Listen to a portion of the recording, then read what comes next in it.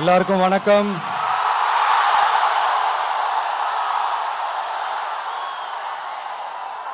எல்லாரும் எப்படி இருக்கீங்க? சாப்பிட்டீங்களா?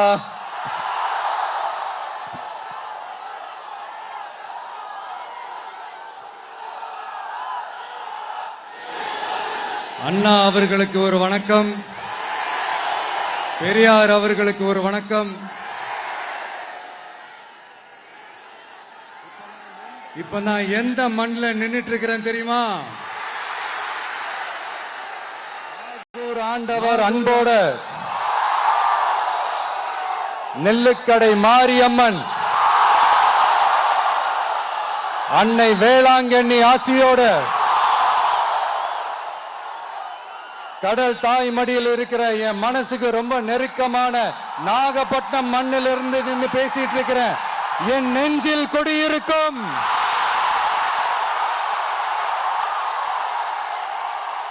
உங்கள் அனைவருக்கும் என்னைக்குமே ஒரு மீனவ நண்பனா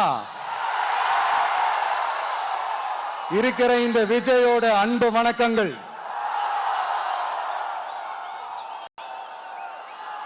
இந்த கப்பல் இருந்து வந்து இறங்குற இந்த பொருட்களை எல்லாம் விற்கிறதுக்காக அந்த காலத்துல அந்தி கடையெல்லாம் நாகப்பட்டினத்தில் இருக்கும்னு கேள்விப்பட்டிருக்கிறேன். மீன் பிடிக்கிற தொழில், மற்ற தொழில்கள், இந்த விவசாயம், எந்த பக்கம் திரும்பினாலும் எப்படி பார்த்தாலும் உழைக்கிற மக்கள் இருக்கிற ஊர் தான் நம்ம நாகப்பட்டினம் ஊர். மத வேறுபாடே இல்லாத, அனைவருக்கும் பிடித்து போன, மத சார்பின்மைக்கு எடுத்துக்காட்டாக வாழ்ற உங்கள் அனைவருக்கும் மீண்டும் என்னுடைய சிரம் தாழ்ந்த ஸ்பெஷல் வணக்கங்கள். இந்த தமிழ்நாட்டில் இந்த மீன் ஏற்றுமதியில் 2வது இடத்துல இருக்கிறது நம்ம நாகப்பட்டினம் ஹார்பர் தான். ஆனா அங்க நவீன வசதிகளோட இந்த மீன் பதப்படுத்துற இந்த மாடர்ன் தொழிற்சாலைகள்லாம் இல்லை. அது மட்டும் இல்ல, இந்த அடிப்படை வசதிகள் கொண்ட இந்த வீடுகள்லாம் இல்லாம ரொம்ப அதிகமா இந்த குடிசை பகுதிகள் இருக்கிற ஊரும் நம்ம நாகப்பட்டினம் ஊரு தான்.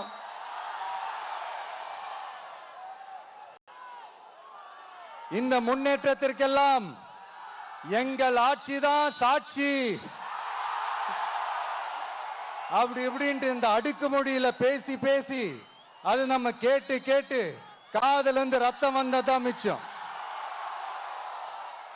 இவங்க ஆண்டது பத்தாதா? இப்படி தவிக்கிறாங்களே நம்ம மக்கள், அது பத்தாதா?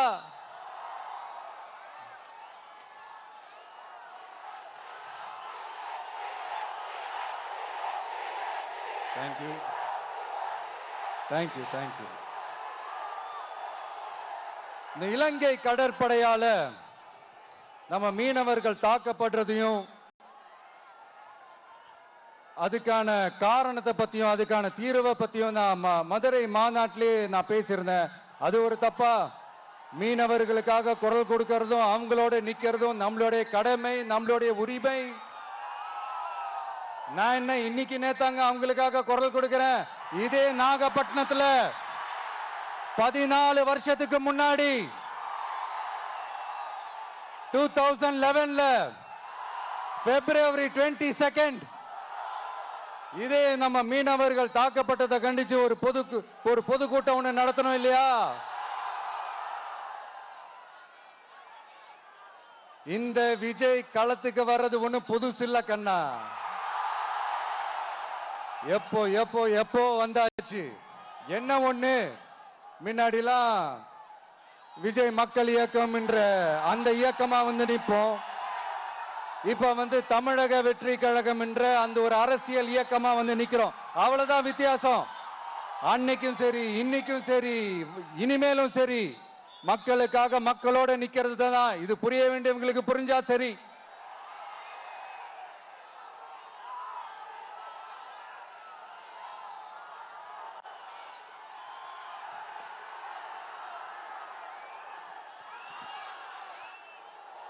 மீனவர்களுக்காக குரல் கொடுக்கிற இதே சமயத்துல நம்ம தொப்புள் கொடி உறவுகளான ஈழத் தமிழர்கள் அவங்க இலங்கையில் இருந்தாலும் உலகத்துல எந்த மூலையில இருந்தாலும் தாய் பாசம் காட்டின தலைவனை இழந்து தவிக்கிற அவங்களுக்காகவும் குரல் கொடுக்கிறது, அவங்களுக்காகவும் நிக்கிறது நம்மளோட கடமை இல்லையா? மீனவர்களோட உயிர் எந்த அளவுக்கு முக்கியமோ அந்த அளவுக்கு ஈழத் தமிழர்களோட அவங்களுடைய கனவுகளும் அவங்களுடைய வாழ்க்கையும் நமக்கு ரொம்ப ரொம்ப முக்கியம். நம்ம மீனவர்கள் படுற இந்த கஷ்டத்தை எல்லாம் பார்த்து ஒரு பெருசா ஒரு கடிதம் ஒண்ணு எழுதிட்டு அதுக்கப்புறம் கப்சிப்னு சைலண்டா போறதுக்கு நாம ஒண்ணு இந்த கபட நாடக திமுக அரசும் கிடையாது. மத்த மீனவர்கள்னா இந்திய மீனவர்கள், நம்ம மீனவர்கள்னா தமிழக மீனவர்கள், இப்படி பிரிச்சு பார்த்து பேசுறதுக்கு நாம ஒண்ணு பாசிச பாஜக அரசும் கிடையாது. நிரந்தரமான தீர்வு, நிரந்தரமான ஒரு இந்த ப்ராப்ளத்தை சால்வ் பண்றதுதான் நம்மளுடைய ஒரு முக்கியமான ஒரு அஜெண்டாவே. சரி, இப்ப நம்ம நாகப்பட்டினம் ஏரியாவுக்கு வருவோம்.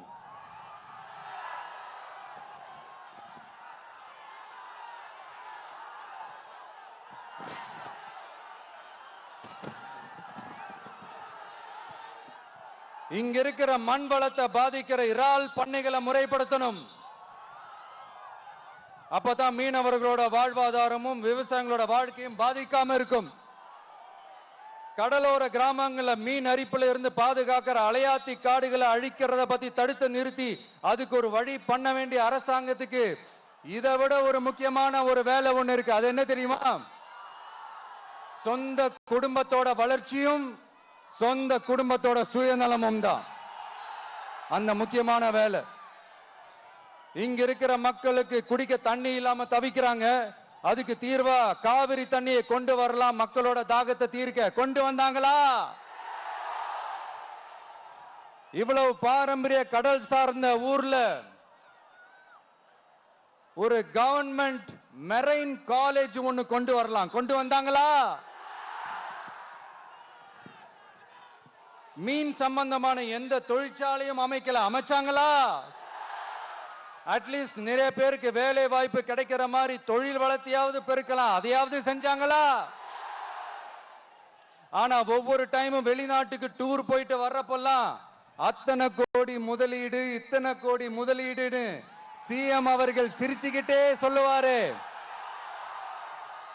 சிஎம் சார், மனசை தொட்டு சொல்லுங்க, வெளிநாட்டு முதலீடா இல்ல வெளிநாட்டுல முதலீடா? ஒட்டுமொத்த தமிழ்நாட்டுக்கும் முதலீடா இல்ல உங்க குடும்பத்தோட முதலீடு வெளிநாட்டுக்கு போகுதா? வேளாங்கண்ணி, நாகூர், கோடியக்கரைன்னு இங்க இருக்கிற டூரிஸ்ட் பிளேஸ் எல்லாம் கொஞ்சம் நல்லா டெவலப் பண்ணலாம். பண்ண என்ன குறைஞ்சா போயிடுவீங்க? வேதாரண்யம் பகுதியில் உப்பு ஏற்றுமதி செய்யறதுக்கு வசதியை செஞ்சு கொடுக்கலாம். செஞ்சாங்களா? நாகூர் ஆண்டவர் அரசு மருத்துவமனையில பிரசவம் பார்க்கிற டாக்டரே இல்லையா? நாகப்பட்டினம் புது பஸ் ஸ்டாண்டையாவது சுத்தமா சுகாதாரமா வச்சுக்கிறாங்களா? நாகப்பட்டினம் ரயில்வே ஸ்டேஷன் வேலைகளை சீக்கிரமா முடிச்சு வைக்கலாம், அதையாவது செஞ்சாங்களா? இங்க ஏற்கனவே இருந்த ஸ்டீல் ரோலிங் மில்லையும் ரயில் பெட்டி தயாரிக்கிற தொழிற்சாலை மூடிட்டாங்க. அத மறுபடியும் திறந்தா நிறைய பேருக்கு வேலை வாய்ப்புகள் கிடைக்கும். ஏன் அதை பத்தி யோசிக்கல? மேலக்கோட்டை வாசல் NH மேம்பாலம் கட்டி 50 வருஷம் ஆச்சு, அது சரியா மேம்படுத்தலாம், அதை செஞ்சாங்களா? Thanjavur to Nagapattinam NH road வேலை பல வருஷமா நடக்குது, இன்னும் முடிச்ச பாடே காணும், அதை வேகப்படுத்தி முடிச்சிருக்கலாம், அதையாவது செஞ்சாங்களா? ரொம்ப முக்கியமா நெல்லு மூட்டையெல்லாம் மழை காலத்துல வெள்ளத்துல நனைஞ்சு நம்ம விவசாயிங்க எவ்வளவு வேதனைப்படுறாங்க. அதுக்கு சரியான ஒரு குடவுன் கட்டி தரலாம், அதையாவது கட்டி தந்தாங்களா? எலெக்ஷனுக்கு முன்னாடி திமுக காரங்க வந்து செய்வோம் செய்வோம் செய்வோம் செய்வோம்னு சொன்னாங்களே, செஞ்சாங்களா? இதெல்லாம் எதுவுமே செய்யாம எல்லாத்தையும் செஞ்ச மாதிரியே அதையும் பெரியம்மையா வேற சொல்லுவாங்க இவங்க. நான் வந்து போன வாரம் திருச்சிக்கும் அரியலூர் மாவட்டத்துக்கும் போய் நம்ம மக்களை சந்திக்க போயிருந்தேன். அப்போ பெரம்பலூரும் போக வேண்டியது. அங்க சில ரூல்ஸ் அண்ட் ரெகுலேஷன்ஸ், ஒரு கட்டத்துக்கு அப்புறம் இந்த பஸ்ஸே மூவ் ஆகல. அதுக்கப்புறம் அதை தாண்டி ஒரு டைமுக்கு மேல பேசுறது, சரி அதெல்லாம் விடுங்க. இந்த நேரத்தில் பெரம்பலூர் பகுதி மக்களுக்கு நான் மன்னிப்பு கேட்டுக்கிறேன். சீக்கிரமாவே உங்களை தேடி நான் வருவேன் ஃபார் ஷுவர். நம்ம வந்து இந்த டூர் பிளான், இந்த ஷெட்யூல் போட்டதுக்கு அப்புறம் அது என்னப்பா சனிக்கிழமை சனிக்கிழமை சனிக்கிழமை அப்படின்னு ஒன்று ஸ்டார்ட் ஆச்சு. அது ஒன்றும் இல்லை, உங்க எல்லாரையும் வந்து பார்க்கும்போது உங்களுக்கு எந்த விதமான டிஸ்டர்பன்ஸும் இருந்துடக்கூடாது. முக்கியமா உங்களுடைய வேலைகளுக்கு எந்த விதமான டிஸ்டர்பன்ஸும் இருந்துடக்கூடாது அப்படின்ற ஒரே காரணத்துக்காக தான் இப்படி வீக்கெண்டா பார்த்து இப்படி இந்த பிளானை ஷெட்யூல் பண்ணோம். லீவு நாட்கள்ல ஓய்வு நாட்கள்ல வரணும்ன்றதான் அந்த எண்ணமே. அது மட்டும் இல்ல, அரசியல்ல சில பேருக்கு நம்ம ஓய்வும் கொடுக்கணும் இல்லையா? அதனாலதான் இந்த ஓய்வு நாட்களா பார்த்து இப்படி செலக்ட் பண்ணோம். சரி, இப்ப நம்ம மக்களை சந்திக்கிறதுக்கு, நம்ம சொந்தங்களை சந்திக்கிறதுக்கு எத்தனை கட்டுப்பாடுங்க. அந்த இடத்துல பர்மிஷன் இல்ல, இந்த இடத்துல பர்மிஷன் இல்ல. ஆனா அதுக்கான காரணங்கள்லாம் நீங்க கேட்டீங்கன்னா சொத்தையான காரணமா இருக்கும். அங்க பேசக்கூடாது, இங்க பேசக்கூடாது, 5 நிமிஷம் தான் பேசணும், 10 நிமிஷம் தான் பேசணும். நான் பேசுறதே 3 நிமிஷம் தான். அதுலயும் அது பேசக்கூடாது, இதை பேசக்கூடாதுன்னு சொன்னா அப்புறம் தான் எதை தான் பேசுறது. அரியலூர்ல போனப்போ நான் கரெக்டா அந்த ஊருக்கு போறதுக்கு முன்னாடி ஒரு அந்த ஏரியாலேயே அந்த பவர் கட்டு. அப்புறம் நான் திருச்சிக்கு போய் நான் பேச ஆரம்பிச்சதுக்கு அப்புறம் அந்த ஸ்பீக்கருக்கு போற அந்த வயரு கட்டு. இல்ல, நான் தெரியாம தான் கேட்கிறேன் சிஎம் சார். ஃபார் எக்ஸாம்பிள், இப்போ ஒரு RSS தலைவர் இங்க வராருன்னு வச்சுக்கோங்க, இல்ல நம்ம பிரதமர் மோடிஜி அவர்களோ இல்ல உள்துறை அமைச்சரோ இங்க வராருன்னு வச்சுக்கோங்க. இந்த மாதிரி கண்டிஷன்ஸ்லாம் போடுவீங்க, இந்த மாதிரி பவர் கட் பண்ணுவீங்க, இந்த மாதிரி வயர் கட் பண்ணுவீங்க. கொஞ்சம் கட் பண்ணி தான் பாருங்களேன். முடியாதுல, பேஸ்மெண்ட் அதிரும்ல. நீங்க தான் மறைமுக உறவுக்காரர்களாச்சே. இதாவது பரவாயில்லைங்க. இதை தாண்டி ஒரு ரூல் ஒண்ணு போட்டாங்க, பஸ்ஸுக்குள்ளேயே இருக்கணுமா, பஸ்ஸை விட்டு வெளியில வரக்கூடாதான், கையை இவ்வளவுதான் தூக்கணுமா, இப்படியே வரணுமா, மக்களை பார்த்து சிரிக்காத, மக்களை பார்த்து கையசைக்காத, இப்படி எல்லாம். ஐயோ, நானும் என்னவோ ஏதோ நினைச்சேங்க. செம்ம காமெடியா இருக்குங்க. I'm just enjoying like anything. நேரடியாவே கேட்கிறேன், சிஎம் சார் மிரட்டி பாக்குறீங்களா? அதுக்கு இந்த விஜய் ஆள் இல்ல சார், அதுக்கு நாம ஆள் இல்ல சார். என்ன செஞ்சிருவீங்க? மேக்சிமம் கொள்கைய சும்மா பேருக்கு மட்டும் வச்சுக்கிட்டு குடும்பத்தை வச்சு கொள்ளையடிக்கிற உங்களுக்கே இவ்வளவு இருந்தா, சொந்தமா உழைச்சி சம்பாதிச்ச எனக்கு எவ்வளவு இருக்கும்?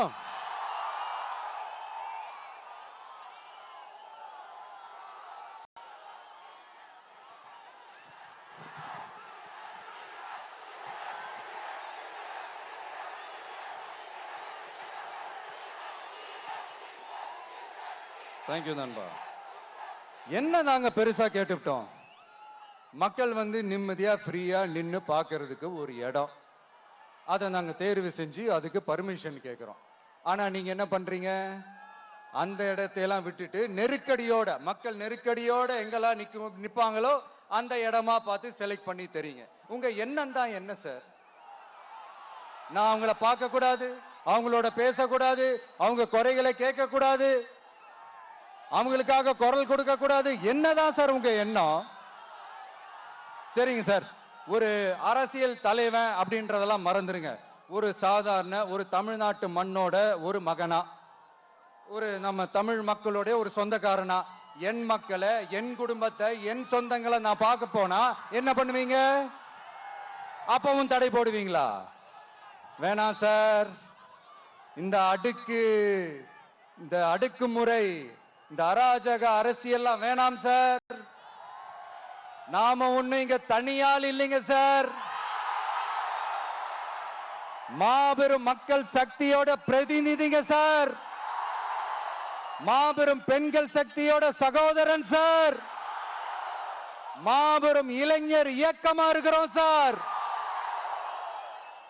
மறுபடியும் சொல்றேன், 2026ல ரெண்டு பேருக்கு நடுவுல தான் போட்டியே.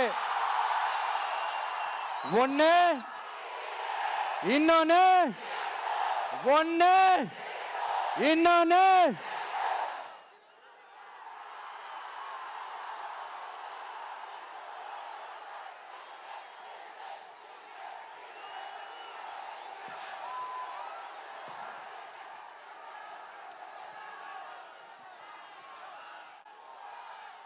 இந்த பூச்சாண்டி வேலையெல்லாம் காட்டுறதை விட்டுட்டு தில்லா கெத்தா நேர்மையா எலெக்ஷனை சந்திக்க வாங்க சார். பார்த்துடலாம் சார். கொள்கையை பேருக்கு மட்டும் வச்சுக்கிட்டு குடும்பத்தை வச்சு தமிழ்நாட்டை கொள்ளையடிக்கிற நீங்களா, இல்ல தமிழ்நாட்டில் இருக்கிற ஒவ்வொரு வீட்டுக்குள்ளேயும் ஒருத்தனா இருக்கிற நானா, இந்த விஜயா? பார்த்தலாம் சார். இனிமேலும் இந்த தடைகள்லாம் போட்டீங்கன்னா நான் நேரடியா மக்கள்கிட்டயே பர்மிஷன் கேட்டுருவேன். மக்களே நீங்க சொல்லுங்க, நான் உங்களை பார்க்க வரக்கூடாதா? நான் உங்களோட பேசக்கூடாதா? உங்க குறைகளை நான் கேட்க கூடாதா? உங்களுக்காக நான் குரல் கொடுக்க கூடாதா? இப்படி நமக்கு தடையா போடுறாங்களே, இந்த திமுக அரசு மறுபடியும் ஆட்சிக்கு வரணுமா? உங்க நல்லதுக்காக நம்ம உங்க டிவிக்கு ஆட்சி அமையணுமா? சத்தமா கேட்டுச்சா மை டியர்? ஏன்பா, நான் தான் அப்பவே சொன்னல, அவருக்கு ஆசையா பாசமா கூப்பிட்டா பிடிக்க மாட்டேங்குது. ஏன்பா மறுபடியும்? கேட்டுச்சா சிஎம் சார்?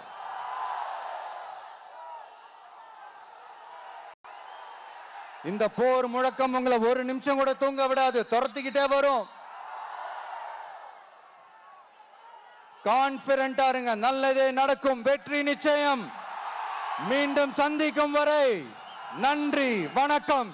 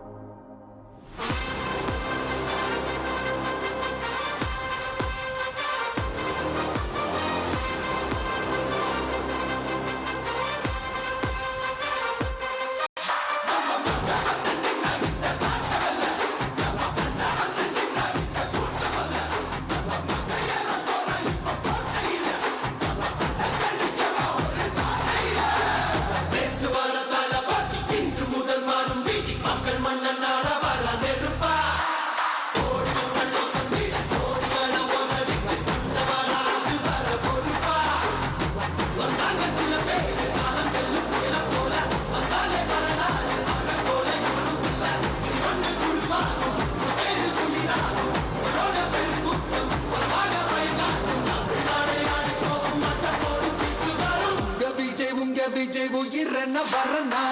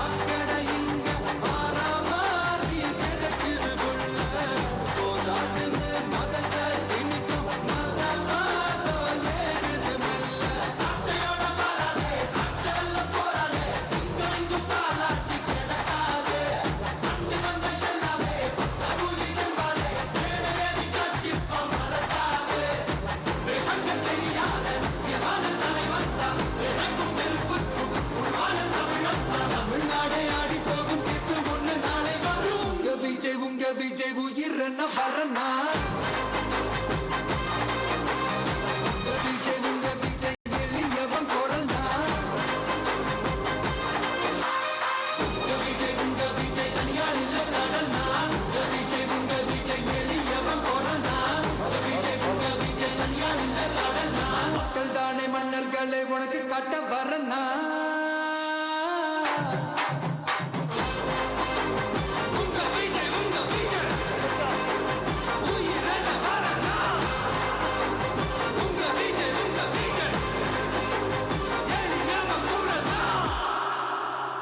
உங்க விஜய் நான் வரேன் வண்டி நவுத்துறேன்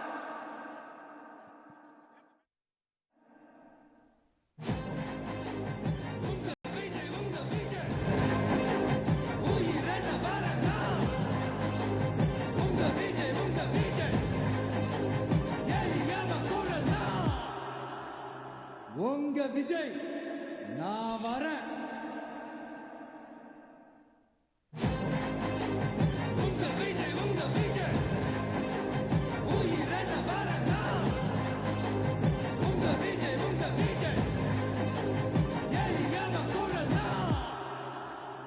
உங்க விஜய் நான் வரேன்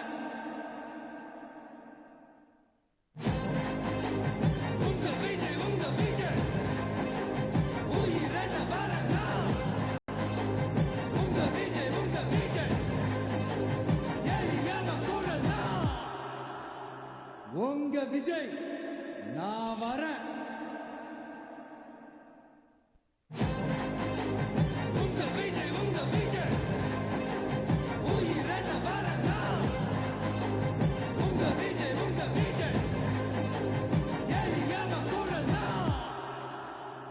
உங்க விஜய் நான் வரேன்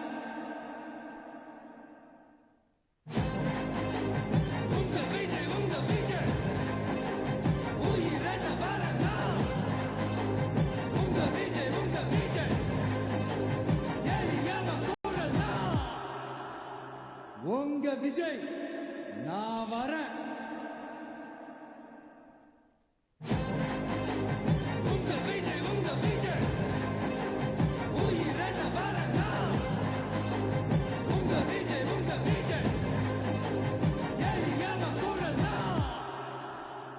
உங்க விஜய் நான் வரேன்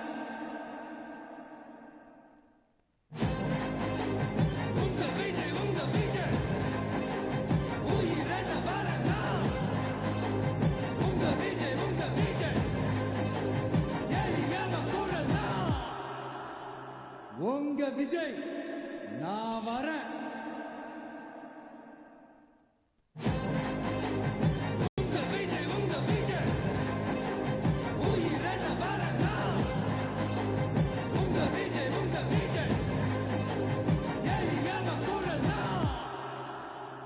உங்க விஜய் நான் வரேன்